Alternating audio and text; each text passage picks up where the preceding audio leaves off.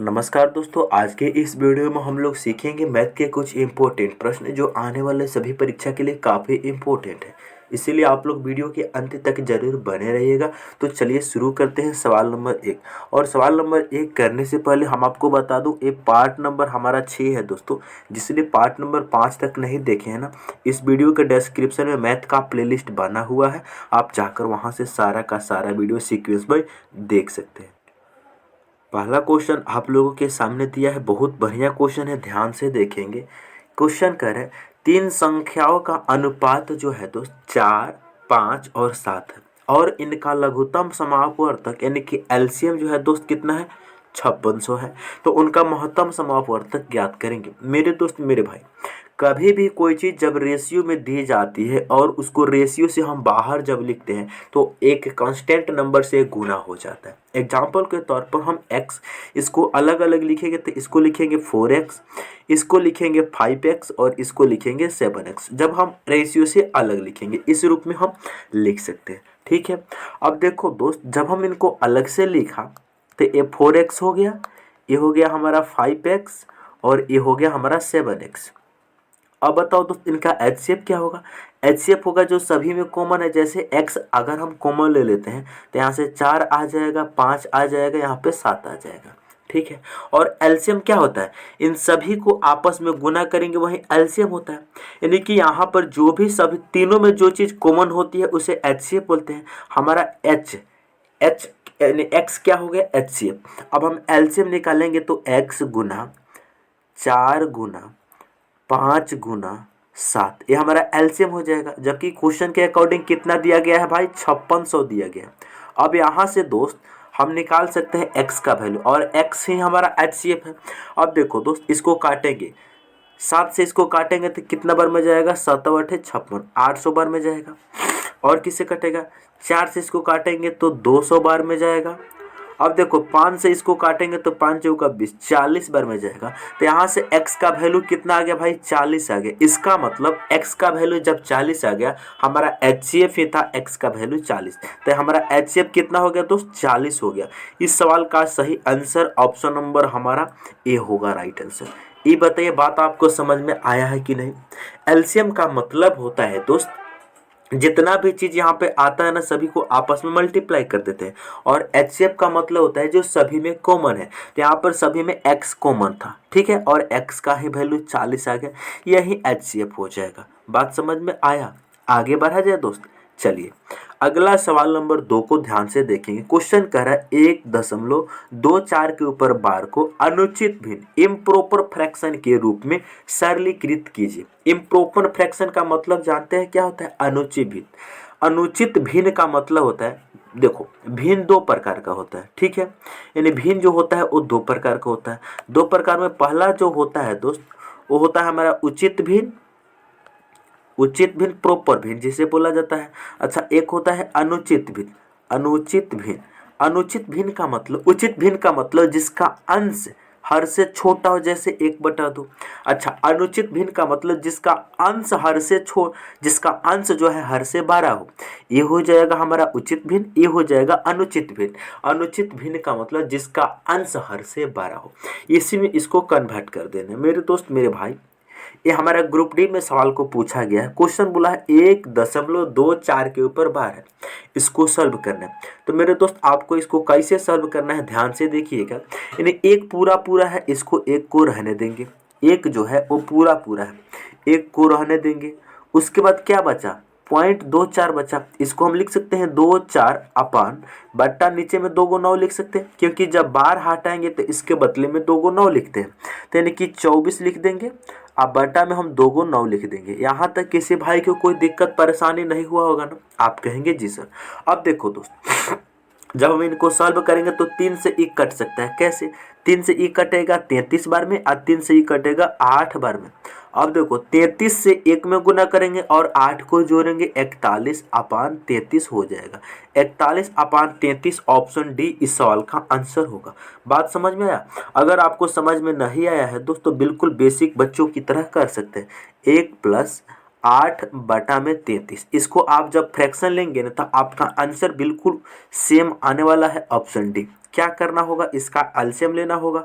1 से 33, 1 के नीचे कुछ नहीं तो इसका मतलब 1 है, तो यहाँ हो जाएगा 33 आप प्लस 8। बात एक ही है कि नहीं। या फिर इसको डायरेक्ट सॉल्व करने का तरीका भी एक और है। डायरेक्ट कैसे सॉल्व करेंगे, इसको इसमें गुना कर देते, जो भी डाटा आता है उसमें 8 को प्लस कर देते हैं, ऑप्शन डी आ जाए। बात समझ में आया। चलिए, हम उम्मीद करते हैं कि आपको ये सवाल बेहतरीन तरीका से समझ में आ गया होगा। अगला सवाल बढ़िया सा क्वेश्चन है दोस्त, ध्यान से सुनेंगे दोस्त। इस क्वेश्चन को कैसे सॉल्व करना है, देखो ये जो क्वेश्चन है हमारा, ये बिल्कुल मिक्स्ड फ्रैक्शन का है और बहुत ही इंपॉर्टेंट है। आरआरबी जी का क्वेश्चन है, हो सकता है ग्रुप डी में भी ऐसा सवाल आपसे पूछा जा सकता है। क्वेश्चन बोला है कि यहाँ पर जो फ्रैक्शन दिया गया इन सभी को आपस में सॉल्व करेंगे और सॉल्व करने पर इसका आंसर क्या होगा हमें बताएंगे। तो इसको हम दो तरीका बताएंगे।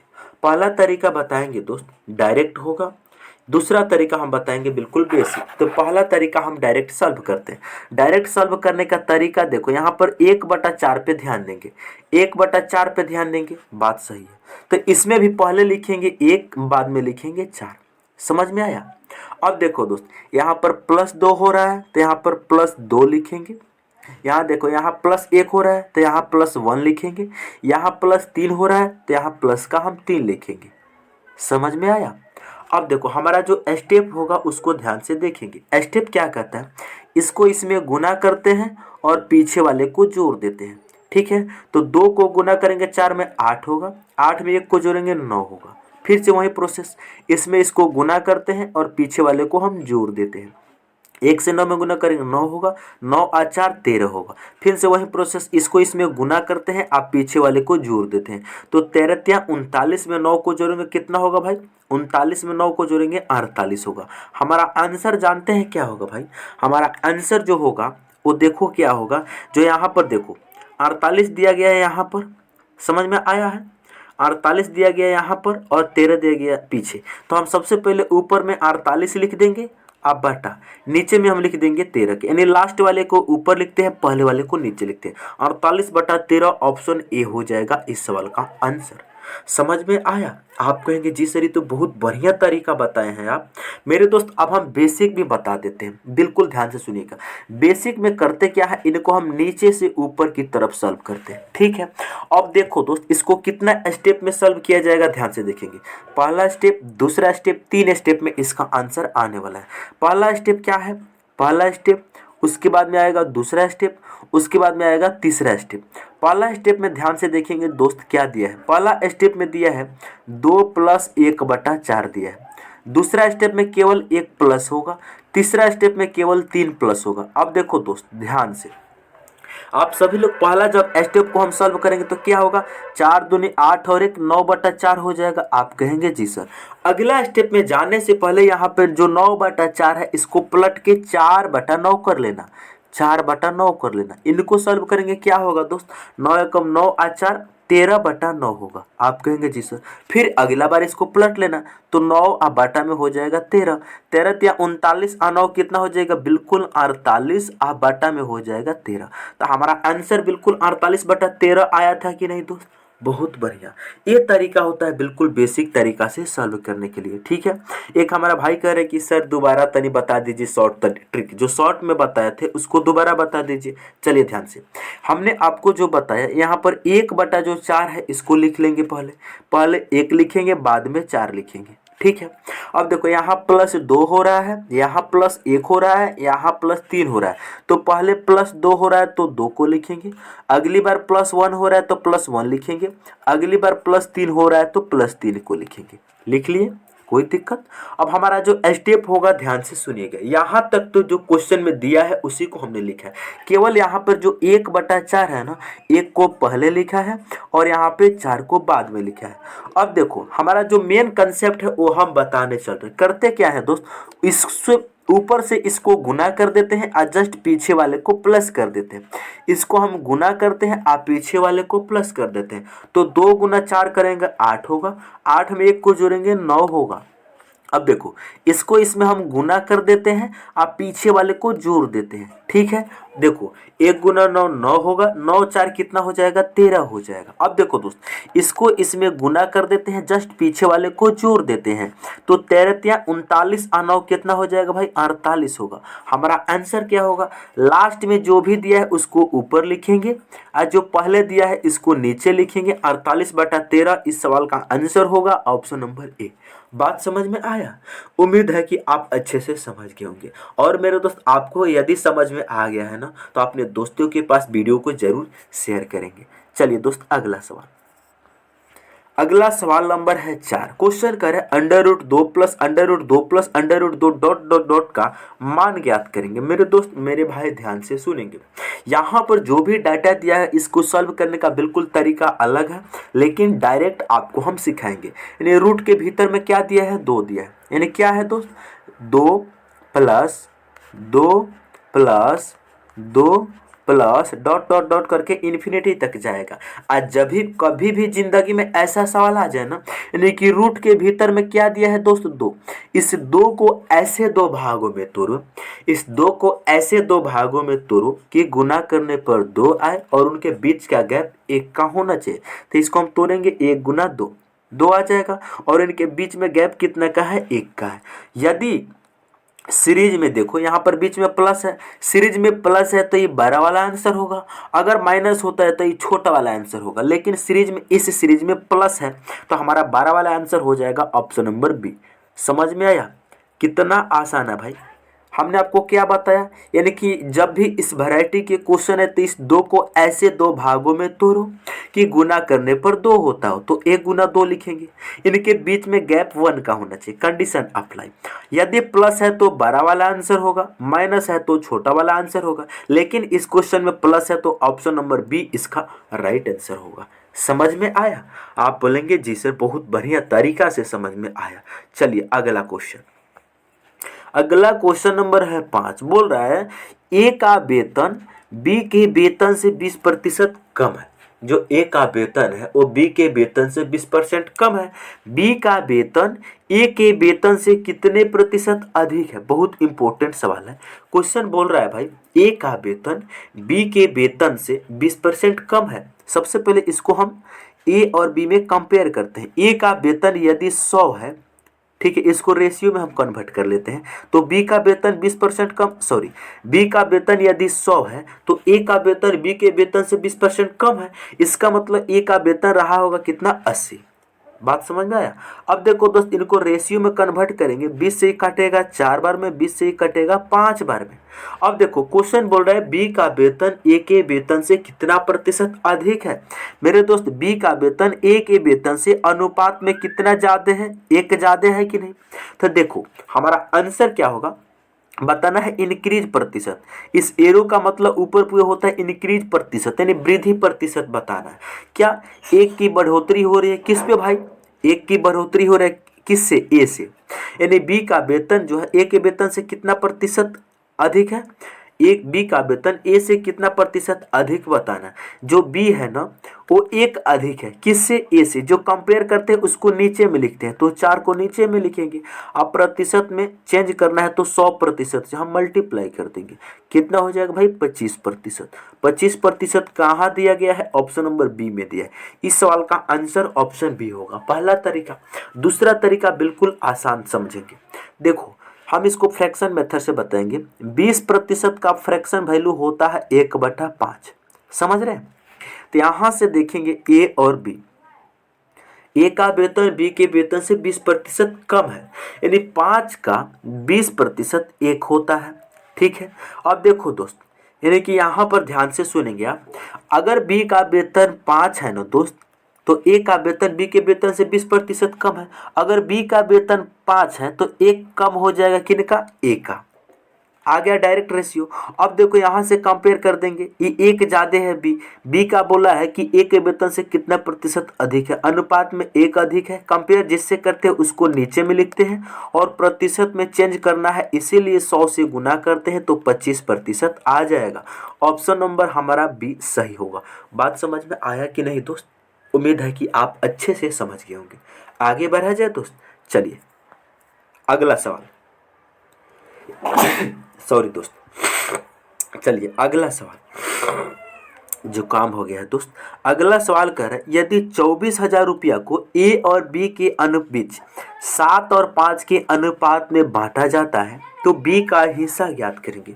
बहुत ही दबंग क्वेश्चन है रेशियो एंड प्रोपोर्शन का। मेरे दोस्त मेरे भाई, क्वेश्चन को करने से पहले हम आपको कंसेप्ट बताएंगे। देखो, अनुपात ए और बी के बीच में हम रेशियो देखेंगे।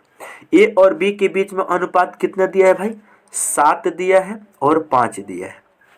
कहने का मतलब अगर ए के पास अनुपात में धन 7 है तो बी के पास अनुपात में धन कितना है? 5 है। जबकि इन दोनों के पास एक्चुअल में कितना है भाई? एक्चुअल में 2400 रुपया है।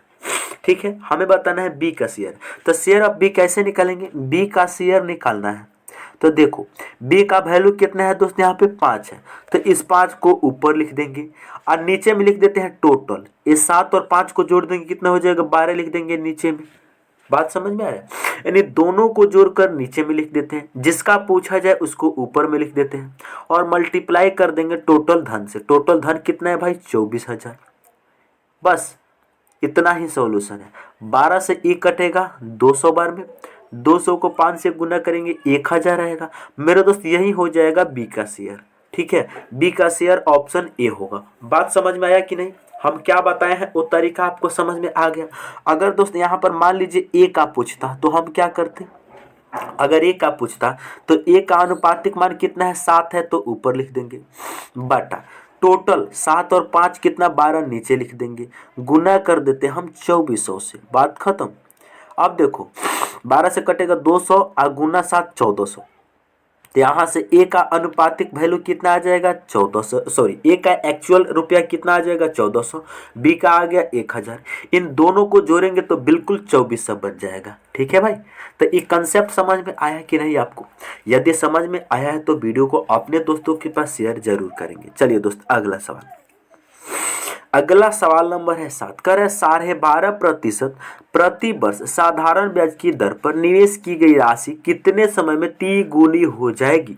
मेरे दोस्त इस सवाल को करने से पहले हम डायरेक्ट आपको एक फार्मूला बताते हैं। देखो, रेट इंटू टाइम बराबर 100 इंटू n-1। ये फार्मूला होता है मैथ में।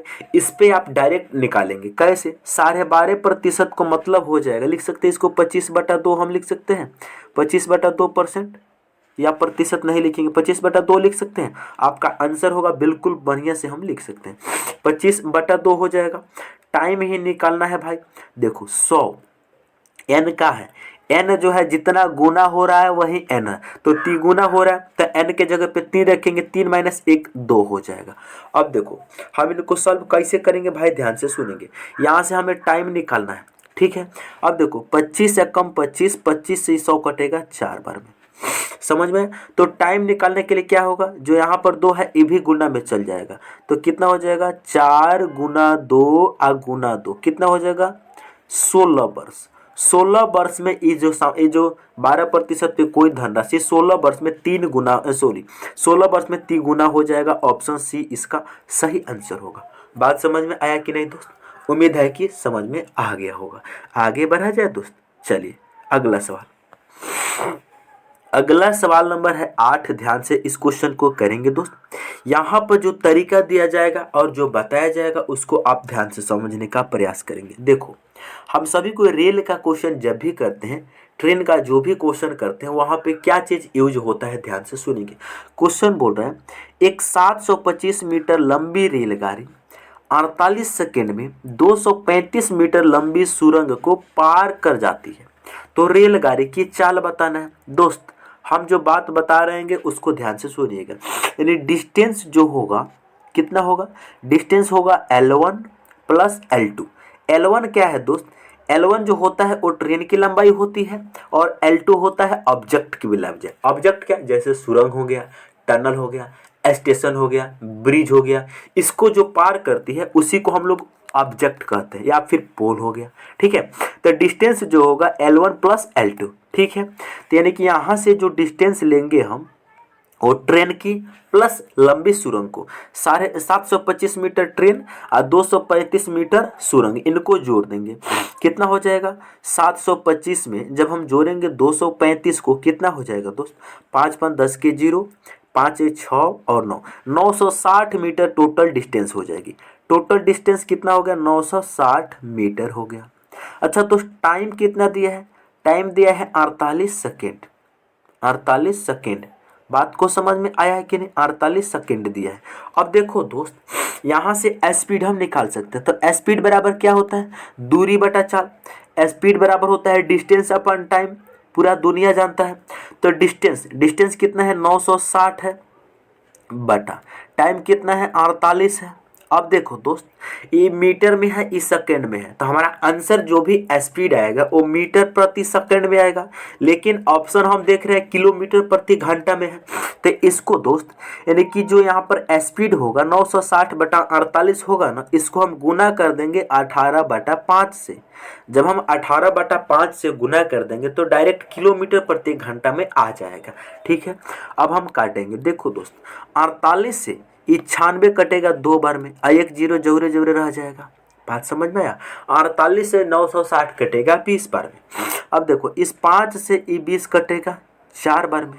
कितना हुआ? 4 गुना दिया है 18। समझ में आ रहा है? 4 गुना 18 कितना हो जाएगा? 18 चौका 72 किलोमीटर प्रति घंटा। 72 किलोमीटर प्रति घंटा कहाँ दिया है? ऑप्शन सी में दिया है। इसका सही आंसर ऑप्शन सी होगा भाई। आसान है कि नहीं? आपको केवल यहाँ पे डिस्टेंस का ध्यान देना था। जो भी डिस्टेंस होती है ट्रेन की क्वेश्चन में L1 प्लस L2 होती है। ठीक है, ये बात को ध्यान में रखना। यानी कि जो भी डिस्टेंस होगी उसकी वो क्या करना? L1 प्लस L2, यानी ट्रेन की लंबाई प्लस ऑब्जेक्ट की लंबाई। बात समझ में आया? आगे बढ़ा जाए। उम्मीद है कि आप इन सवाल को बहुत ही अच्छे तरीके से समझ गए होंगे। चलेंगे नेक्स्ट सवाल की तरफ। अगला सवाल नंबर है 9, मोस्ट इंपोर्टेंट सवाल है। इस सवाल को कराने से पहले हम आपको एक कंसेप्ट बताएंगे। मान लीजिए दोस्त कि यहाँ से देखो, जैसे मान लीजिए अगर ए है, यहाँ पर बी है, इन दोनों के बीच में जो दूरी है दोस्त, वो जानते हैं कितना है? मान लीजिए 100 किलोमीटर है। 100 किलोमीटर है। अब देखो 100 किलोमीटर, यहाँ पर होगा क्या दोस्त? इसके बीच में डिस्टेंस कितना है? 100 किलोमीटर। एक ट्रेन जो है ये दिशा कितना है? सॉरी, ये डिस्टेंस कितना है? 100 किलोमीटर है। एक ट्रेन है वो जाता है 25 किलोमीटर प्रति घंटा की स्पीड से। ठीक है, 25 किलोमीटर प्रति घंटा की स्पीड से जाता है। तो ये बताइए उसको टाइम कितना लगेगा दोस्त?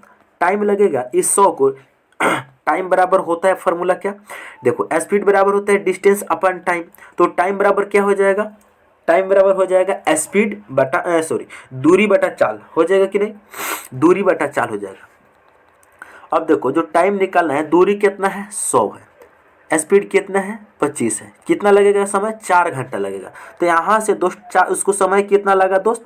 समय लगा है 4 घंटा। आप कहेंगे जी सर, यदि उसकी स्पीड, ध्यान से देखेंगे, यदि उसकी टाइम, यदि मान लीजिए हम कर देते हैं कितना टाइम कर देते हैं, समान दूरी है, दूरी इतना ही लेना है। यदि चाल उसकी हम बढ़ा देते हैं या फिर घटा देते हैं, मान लीजिए 5 किलोमीटर प्रति घंटा कर देते हैं। ठीक है, अब टाइम कितना लगेगा? डिस्टेंस 100 ही है, अभी भी 100 ही डिस्टेंस है, 5 है, तो अब लगेगा 20 घंटा। तो अब टाइम कितना लगा? 20 घंटा। इसका मतलब है दोस्त, इसका मतलब है, ध्यान से सुनिएगा आप सभी लोग, यानी कि देखो, जब स्पीड पे डिपेंड करेगा, स्पीड पे, समझे है कि नहीं? यानी कि यहाँ पे 5 किलोमीटर प्रति घंटा मत लीजिए, यहाँ पे लीजिए आप 4 किलोमीटर प्रति घंटा, तब जाके बेटर समझ में आएगा। ठीक है, ट्रेन की चाल 4 किलोमीटर प्रति घंटा लेंगे तो उसकी जो टाइम लगेगी वो 100 बटा 4 कितना? 25 किलोमीटर प्रति घंटा हो जाएगा। यानी देखो, उसकी जो स्पीड 25 किलोमीटर प्रति घंटा था तो टाइम 4 घंटा लगा। यदि उसकी स्पीड 4 किलोमीटर प्रति घंटा है तो टाइम 25 घंटा लगता है। ठीक है दोस्त, तो यानी हम यहाँ से एक कॉन्सेप्ट लिखा दे रहे हैं, आप ध्यान से लिखेंगे दोस्त, आपको जिंदगी में कभी भी काम में आएगा। बहुत ही आसान आसान क्वेश्चन, लेकिन अगर वो बात मालूम नहीं है तो आपका आंसर आने वाला बिल्कुल नहीं है। क्या है? देखो, 3 ट्रेनों की चालों का अनुपात 2 3 5 है। इन रेलगाड़ियों द्वारा समान दूरी तय करने में लगने वाले समय का अनुपात बताइए। देखो दोस्त, यानी कि यहाँ पर होता है क्या, जब दूरी सेम होना, यानी कि दूरी जब कांस्टेंट रहती है तो जो उसकी चाल होता है, चाल और टाइम एक दूसरे का उल्टा होता है। चाल और टाइम एक दूसरे का उल्टा होता है। ठीक है, कैसे भाई? देखो, यदि हम स्पीड ज़्यादा करेंगे तो समय कम लगेगा, स्पीड कम करेंगे तो समय ज़्यादा लगेगा। ये बात तो आप प्रूफ करके देख चुके हैं। तो यानी कि जब समान दूरी, बस आपको कंडीशन अप्लाई क्या होना चाहिए कि समान दूरी लिखा होना चाहिए। समान दूरी को तय करने में जो चाल का अनुपात होता है उसका विपरीत समय का अनुपात होता है। चाल और समय एक दूसरे का उल्टा होता है। कब? जब दूरी समान हो तब। तो यानी कि चाल का अनुपात इतना दिया है तो टाइम का अनुपात क्या हो जाएगा भाई? 1/2 इसका उल्टा, 1/3 इसका उल्टा, 1/5। ये दिया है का 1/2, 1/3, 1/5 ऑप्शन ए में दिया। इस सवाल का आंसर ऑप्शन ए होगा। बस आपको कंडीशन अप्लाई होना चाहिए क्या दोस्त, कि यानी कि आपका जो समान दूरी को तय करने के लिए है एक कंडीशन लगाना।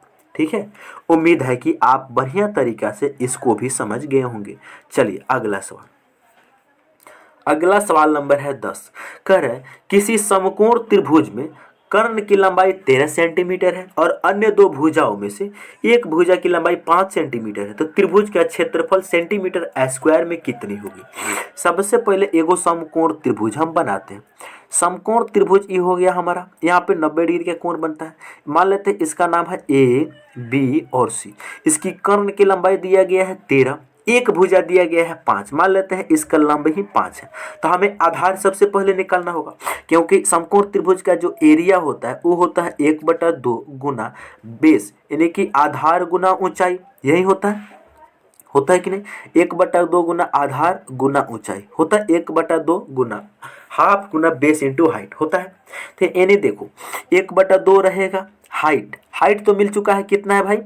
हाइट तो मिल चुका है 5 है, हमें आधार नहीं मिला है। तो हम सबसे पहले पाइथागोरस प्रमेय का यूज करके आधार निकालेंगे। तो आधार क्या होगा? ये 13 का स्क्वायर में से 5 का स्क्वायर का अंडर रूट ले लेंगे घटा के, वहीं आधार हो जाएगा। तो 13 का स्क्वायर हो जाएगा 169 माइनस 5 का स्क्वायर 25। जब इसमें से घटा देंगे दोस्तों कितना होगा? 144 होगा रूट के भीतर, और 144 का वर्गमूल होता है 12, यानी कि ये आ जाएगा 12।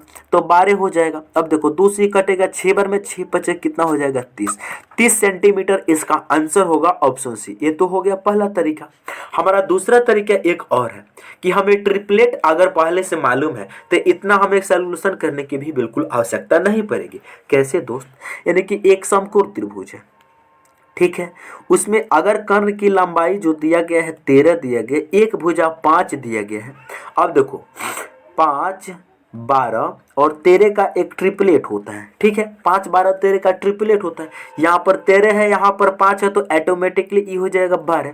और इनका एरिया निकालेंगे तो half base into height. Base कितना है? 12 है, हाइट कितना है? 5 है, तो भी आ गया 30 सेंटीमीटर। अगर ट्रिपलेट मालूम है तो आप बहुत जल्दी इस क्वेश्चन को सॉल्व कर सकते हैं। ठीक है दोस्त, चलिए हम उम्मीद करते हैं कि आप लोग सारे प्रश्न को बहुत ही अच्छे तरीक़ा से समझ गए होंगे। यदि आप हमारे चैनल पर पहली बार आए हैं तो चैनल को जरूर सब्सक्राइब करें।